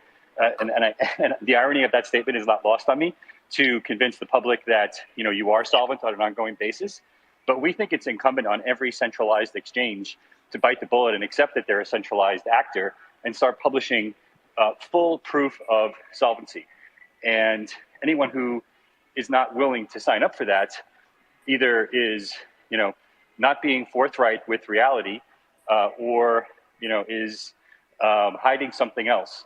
And so, I do applaud the at least the latest efforts to show reserves, but I'll reiterate that it doesn't go far enough, and either you're a centralized actor or you're not. And first of all, I want to applaud Jesse because he and I have known each other for, gosh, Jesse, it's got to be 10 years now, and you've probably been the most forthright person that I know in terms of getting people to get stuff off of exchanges when they don't need to. But I think we can all agree that if we're all going to be centralized players, then we need to step up.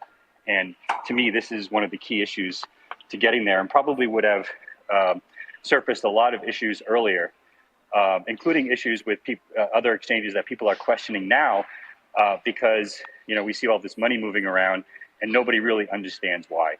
And I just want to get some reaction from people who can affect this to understand why this isn't happening and when it's going to start happening.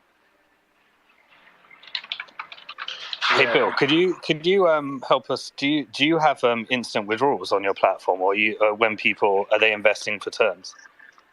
Yeah, so we have 3 products. We have Trade, Earn, and the Boost, which is called Boost, and then we have Borrow. Trade, you have real-time 24/7 access to funds.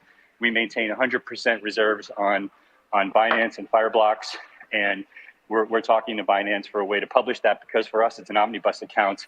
It's not something that we can't just basically publish accounts that we don't own. So we're trying to figure out from Binance how to do that, but effectively it's an omnibus account they own, and users can testify we've never had an issue there with withdrawals. On Boost, if you're a retail customer on Boost, you have we don't offer term products there. So the withdrawal time is the terms of service say 7 days, but I don't get any special treatment. When I've tried it myself, generally I get the funds back within 24 to 36 hours, including weekends. But the terms of service do say 7 days. And then on the institutional side, we have many institutions, trusts, family offices that do get term products, which we don't offer to the public, just because we think the disclosures there are much harder for the public to understand. And we've been working with lawyers on a way to figure out if that's even realistic. So hopefully that answers your question. And then the collateral would be leveraged, or is it just a loan term? Yeah, it's just a loan term. So we don't rehypothecate. We do lend, of course. Our counterparties are large TradFi institutions. When we first started Aber, there were no TradFi institutions borrowing crypto. So it was mostly crypto native, including exchanges. Some who've been on the stage today, but we've since migrated the business, and any new counterparty we sign up is TradFi with, much bigger traditional balance sheets, much better risk management teams. But again, most of that is an institutional business for us. It's not a retail business at this point. So we're much more comfortable there. And I don't really see viable crypto native firms right now as counterparties in the lending borrow market at this point. So we've completely shied away from that. Do you offer yield on Bitcoin? We do. We do it on the retail side for international and U.S. accredited, and then for institutions on term. And how do you generate yield on Bitcoin? Yeah, it's lent to the TradFi firms that I mentioned before. Got you. Yeah. Okay. Thank you. Okay, so you passed the Simon line of questioning, Bill. Appreciate you, Simon. I love when you do that. And MEXC, we've sent you an invite to come up, and I'm glad more exchanges, by the way. So Bill, Jesse, CZ, and everyone else that came, we just kind of led the way, paved the way for other exchanges to follow suit, at least the ones that don't have anything to hide. So while we're waiting for MEXC to come on, Fubar, you've been breaking the FTX news before most, so I would love your take on all this, and if there's anything else that you haven't shared or that we don't know about the FTX saga.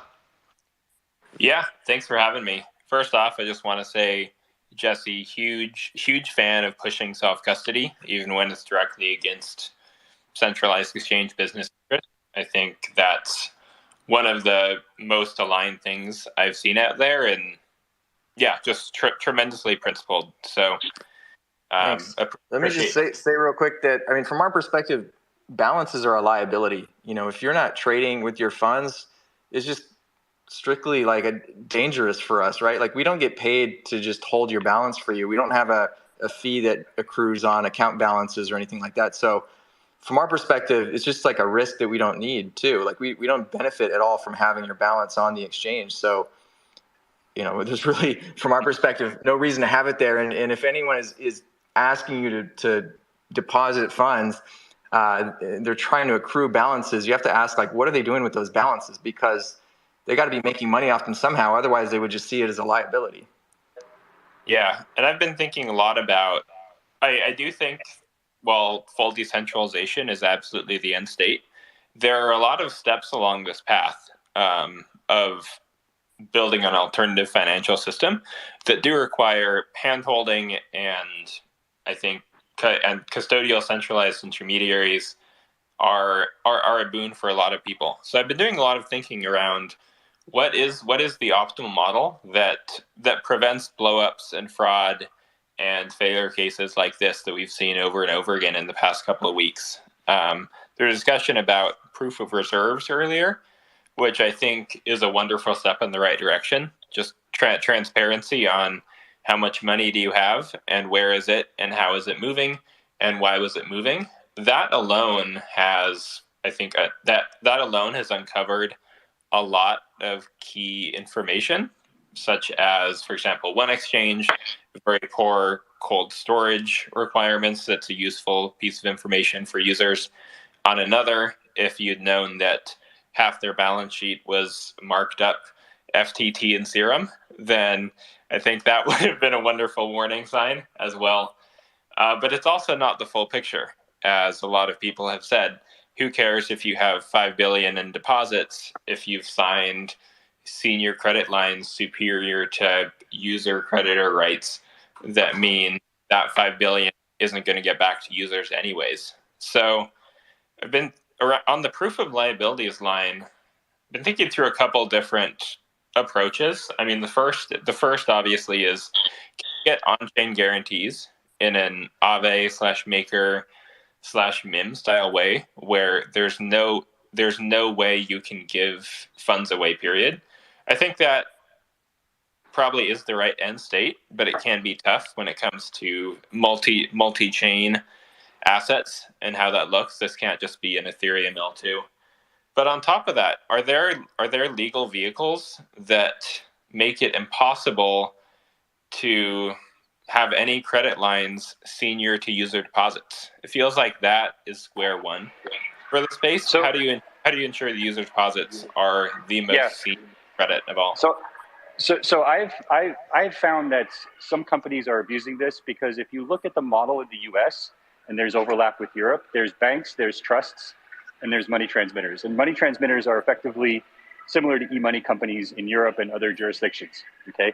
So banks are allowed to hold money off balance sheets and on balance sheets, and trusts must be off balance sheets. So Coinbase, for example, and I would love Brian's explanation on this, has both money transmitter licenses and a trust license, but they chose to not use the trust license and are basically holding US customer funds, as I understand it, on balance sheet, which based on that license is not necessary. And so they shouldn't be doing that, if I understand it correctly. Jesse, maybe you can explain why they're doing that. But there are legal models for separating these, and they just need to be used correctly. And people who are influencers need to start educating themselves that these concepts are out there, and they've been out there for a long time, and they're not always being used correctly. And so, we're going the full bank route, which is similar to what Jesse did in Wyoming. But, like I said, the money transmitter route is to some degree being abused. And it's also partially the government's fault for not stepping in and making this cleaner and using old 50-year-old remittance laws to implement something that, is basically exchanges are a less than 10-year-old concept, but it's around long enough now where folks like Wyoming have been able to create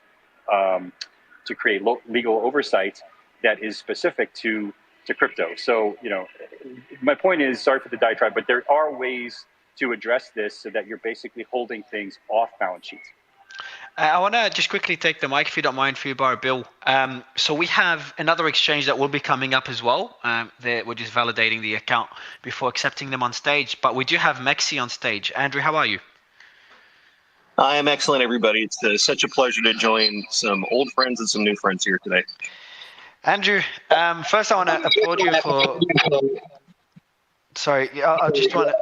Okay, I can hear myself double. Hold on. All right, so Andrew, I don't know why I have got feedback, so I hear myself double. So if you can just unmute, I've muted you now, just because there's a lot of feedback. So, started with FTX. Now we're really digging deep into crypto.com after what happened with Gate.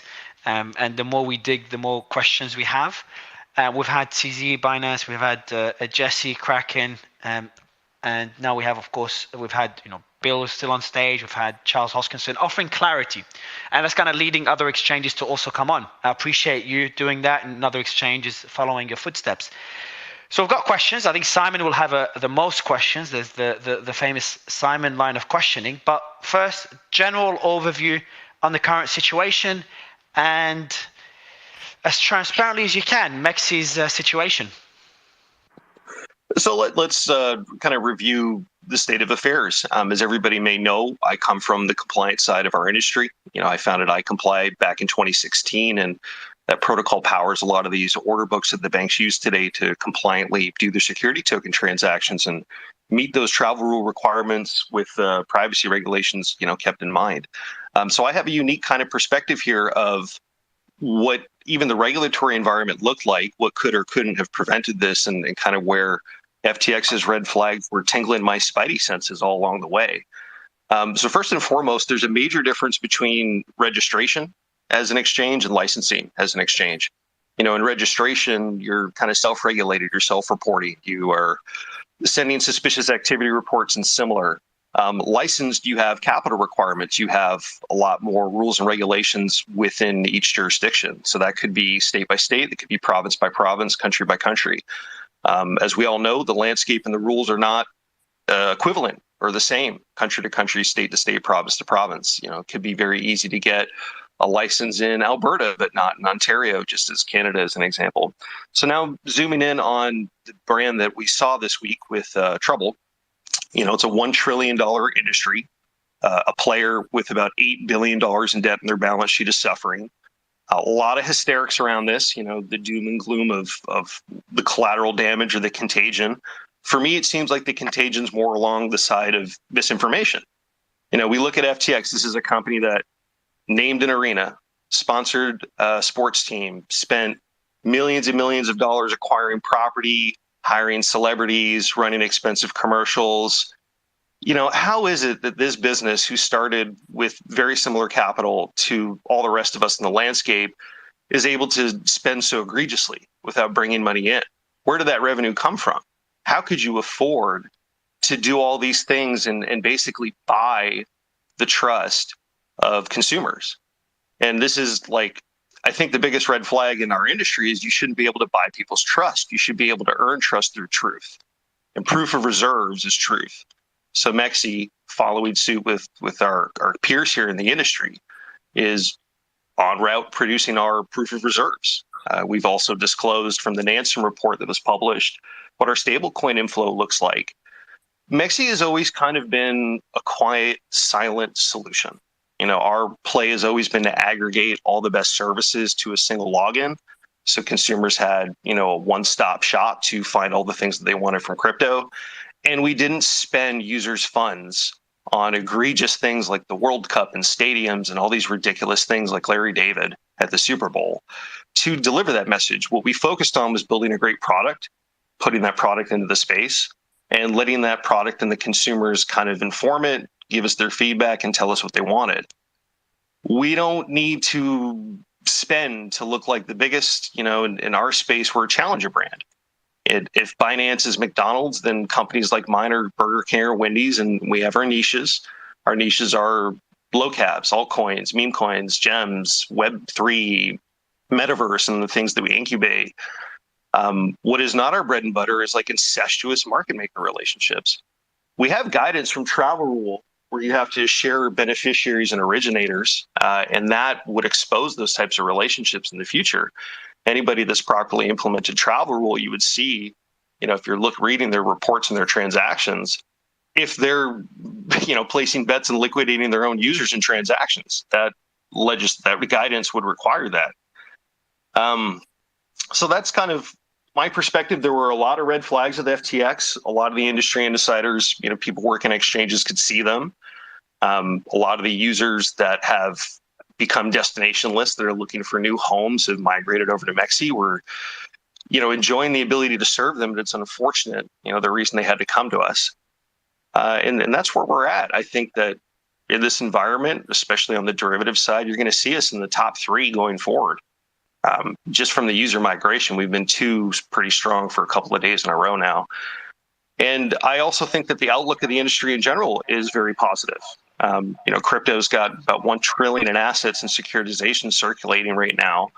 But as we see with NASDAQ offering custody of crypto and all these TradFi use cases that have been developing at Deloitte and KPMG and Capco, waiting to go to the market for essentially the regulators to catch up so they could legally offer these products. There's $19 trillion of pent-up demand coming.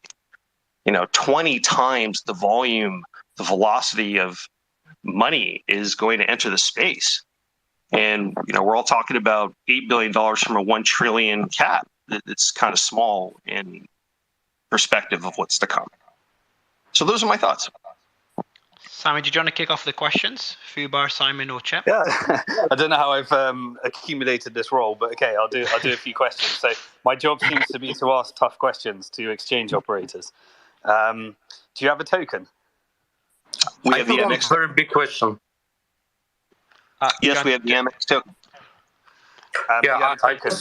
Does it sit on your balance? Yeah, I'll let you go, Dima. I'll let you go right after Simon. Go ahead, Simon. Sorry. How do you mark it on your balance sheet? So the MEXC token right now is something that you can use to stake against the platform. You can use it to vote, to basically have governance on what's going to get listed from things that are fighting for a space. It's got utility at tripala.com, but it's not something that we're using to lend in collateral. Do you own a bunch of the tokens? Your company? Does our company own a bunch of the tokens? Yes. And how do you mark those on your balance sheet? Yes. Do you use mark to market? This is a question I would have to take back. I don't have this in front of me.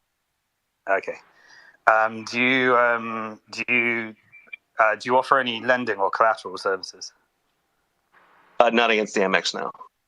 Okay, so you're a custody service that should be matched 1-to-1 with your clients' fund balances. Correct. Okay. And do you have state-by-state money transmitters? No.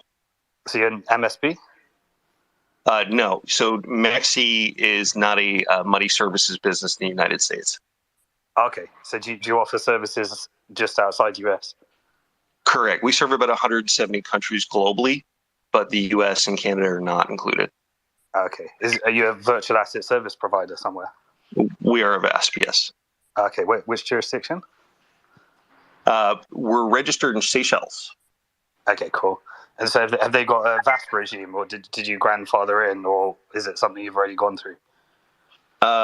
We went through that in 2018. I was not with the company at the time, so I can't give you the perfect answer here. Okay, cool. So basically, you operate outside US. You are a custodian, and so everything should match 1-to-1. And you have to adhere to a VASP regime. Does that require you to have like a disaster recovery, business continuity? 100%. And do the coins sit on the same balance sheet as the platform, or do they sit segregated into a different balance sheet? I would have to get that answer for you. I'm happy to just lark somebody now about that. Okay, cool. All right, I'm done with my questioning. Dima? Yeah, hi guys. Great question. I wanted to jump in to talk a little bit of boring stuff, how the proof of reserve liability should be done. But since we have MEXC representative, I want to share one case that actually happened with me. And so there is a token, hacking token, whatever, and it is traded at MEXC, Gate, KuCoin exchange, most of it, and most of the trades were at Gate and KuCoin, and we deposited funds for like certain purposes on every exchange.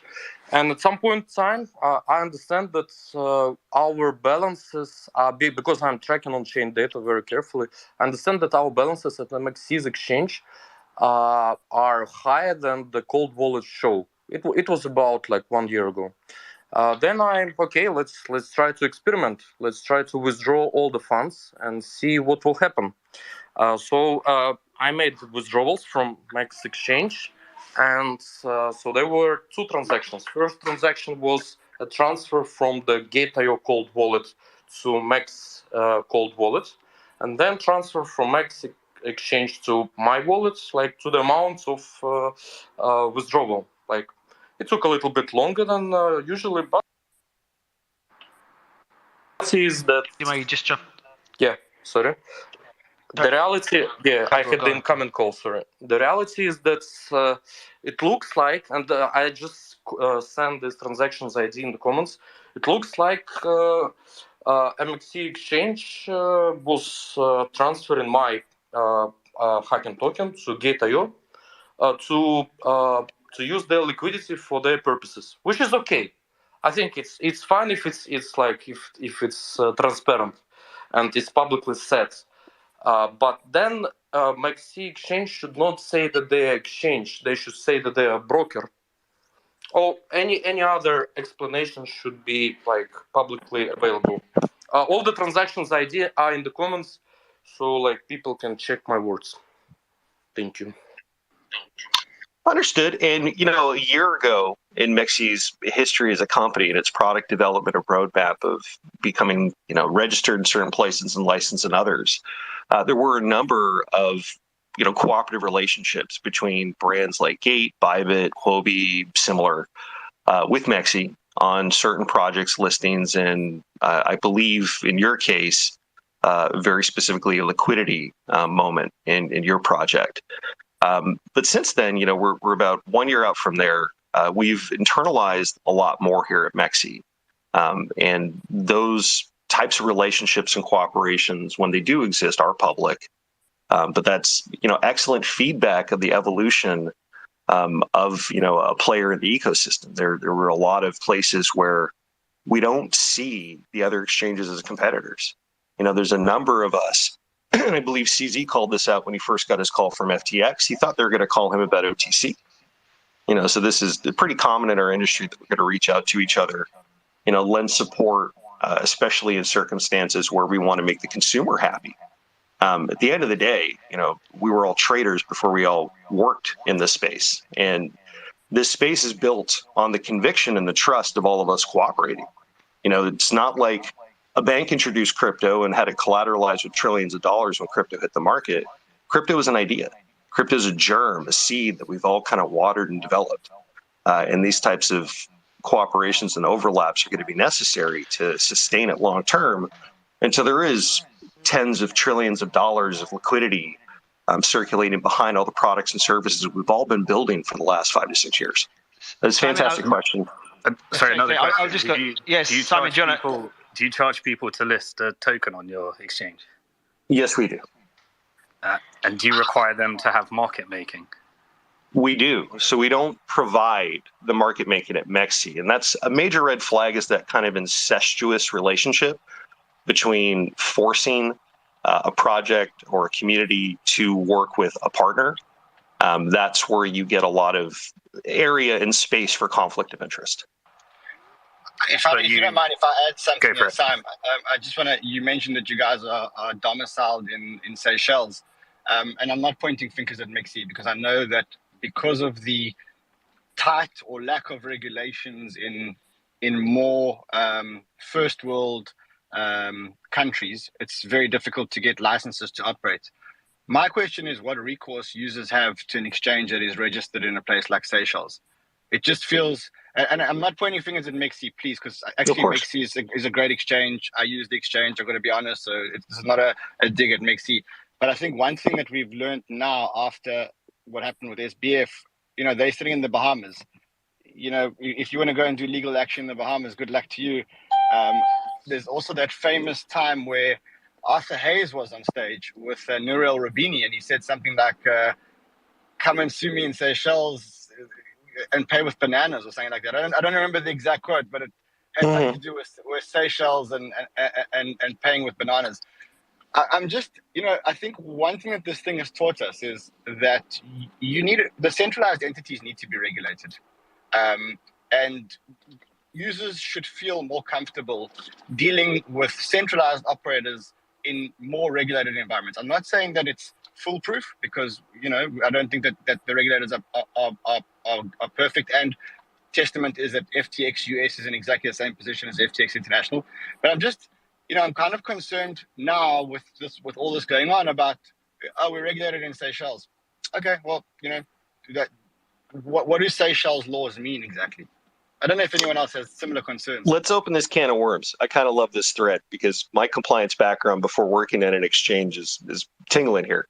The competitors that are operating in North America, that are operating in parts of Europe and Asia, that were early to the market, 2017, 2018, when they founded and started operating, they have been, and we saw this with FTX, conspiring, lobbying, and legislating to gatekeep appropriate licensing and raising the barrier to entry, the capital entry, and all sorts of other problems to protect their position in these markets. So, you can only open so many US-based exchanges before you enter into a situation where the costs to even be present exceed what the value would be to operate there.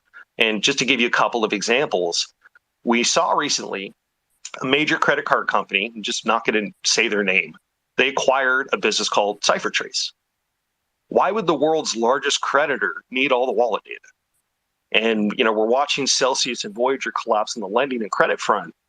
Who's going to benefit from that type of basically enforcement by regulation and failure? There's things happening where the competitors don't want somebody to just be able to open up next to them and have a full, easy turnkey licensing regime to apply for. You just hire Deloitte. You go file your paperwork, you implement your APIs, and you're good to go. They don't want us there. So to get started, picking a jurisdiction with a lower barrier to entry is a strategic move, just so you can get your foot in the door, because they raise the bar so high, and not from a regulatory standpoint, but just from capital and cost. So, I know Jesse's on this call or on the spaces. I'd love to hear from Jesse, because I think Jesse spent a lot of time navigating the regulation and legislation. I know he spent years and years and years lobbying and working with regulators.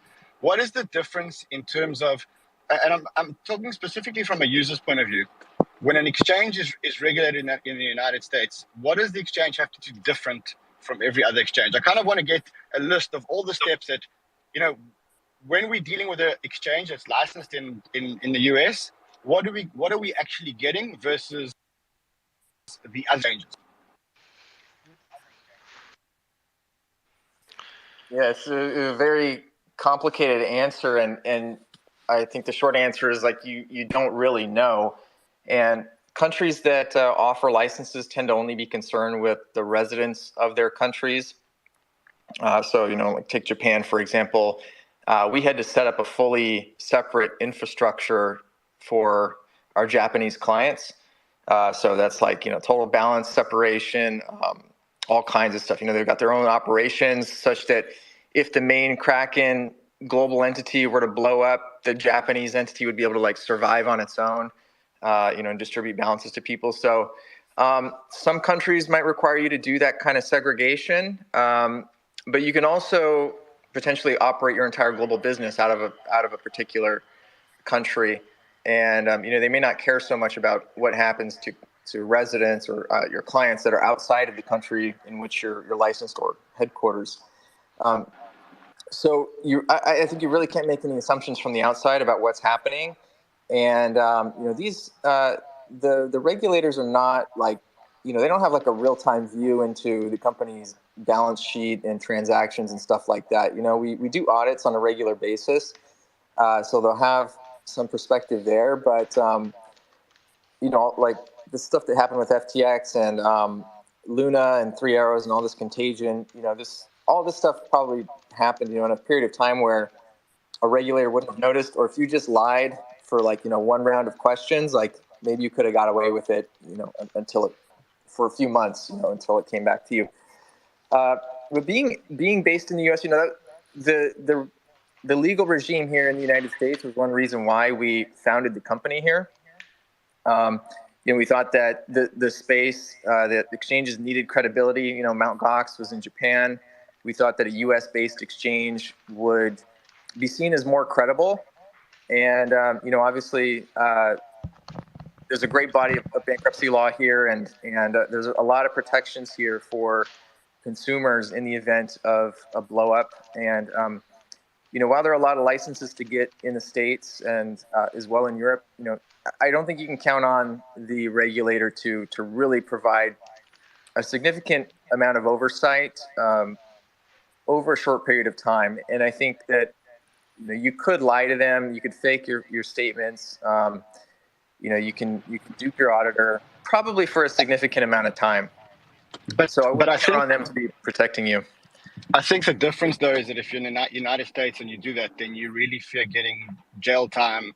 You really fear getting taken to task. I just feel like, I know that if I'm in Africa, I'm in South Africa, and I know that if you committed a crime, if your company was domiciled in South Africa and you committed a crime, to an American or to someone in Europe, there wouldn't be any real serious consequences because they just don't have the strong hand that the United States has. The United States has. I think if you're operating in the United States and you do, you go above the law, then there are going to be serious implications. And often, even if you're not in the United States, somehow they will get you back into the United States, and there will be huge consequences. Yeah, I think that's right. I'm an American citizen. I'm here in California. The whole executive team for the company is living in the United States. So, we've got quite a bit of exposure here. I mean, we feel pretty comfortable with that. We're doing everything 100% above board. We're not out there in DC either trying to make things harder for everybody. I think things have gotten harder over time just because there's more scrutiny on the space, and politicians and regulators kind of know what they're looking at now. Whereas in the past, say 10 years ago, they just had no idea and they weren't paying attention at all. So I would say it probably is harder to start another exchange in the States. You probably have to go get licenses first now rather than just starting and trying to get them later.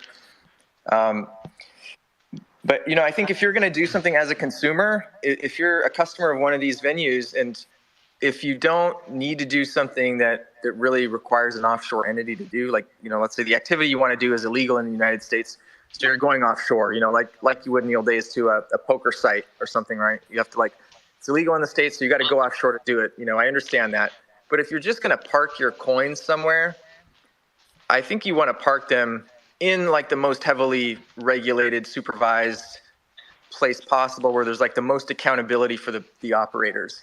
And so if you just want to custody your coins somewhere, put them on a U.S.-based exchange, and don't put them on an exchange that's run out of Thailand or something. Why would you do that if you're a U.S. citizen?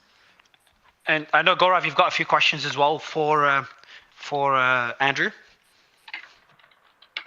Yeah, I wanted this chain of thoughts and conversation to end because I'm going to steer it to a different side, which is not even a part of the whole debacle, but still is a major pain point of for the exchanges of the project.